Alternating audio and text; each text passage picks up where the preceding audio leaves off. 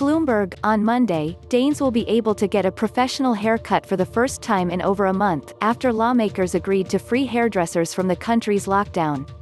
The news triggered a frenzy of activity as thousands tried to get an appointment. It was too much for one of the country's main booking sites, which crashed a few hours after the announcement was made. Even lawmakers and union leaders tweeted their intention to squeeze in a haircut as soon as possible. The development shows how desperate people are to return to normal life.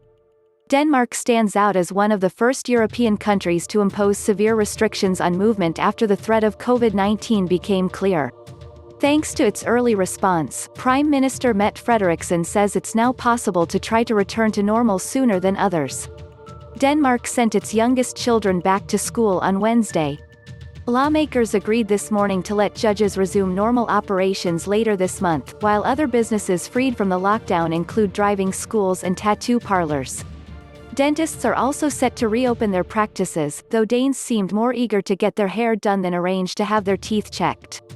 With the latest data exposing the economic damage done by the lockdown, the government is fielding calls from business leaders to let firms get back to work. Danish consumers spent 25% less over Easter than they did a year earlier. Danske Bank estimates the figure excludes grocery stores, which have remained open throughout. No one wants to keep Denmark shut one day longer than is absolutely necessary, Frederiksen said. But we can't proceed so fast that we're unable to keep the epidemic under control.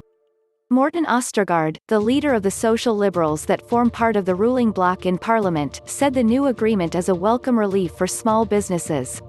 He also said he'd already made a hairdresser's appointment, in a tweet sent just minutes after the deal was struck.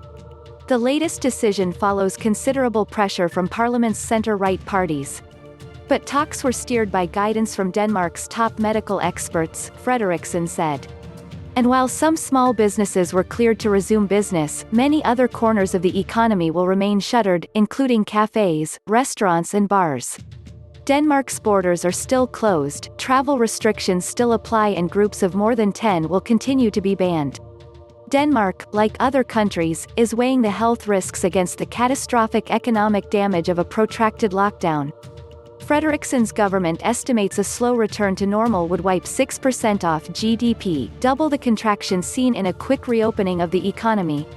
Frederiksen has made clear that any signs of a rebound in contagion rates would trigger an instant return to the tightest restrictions.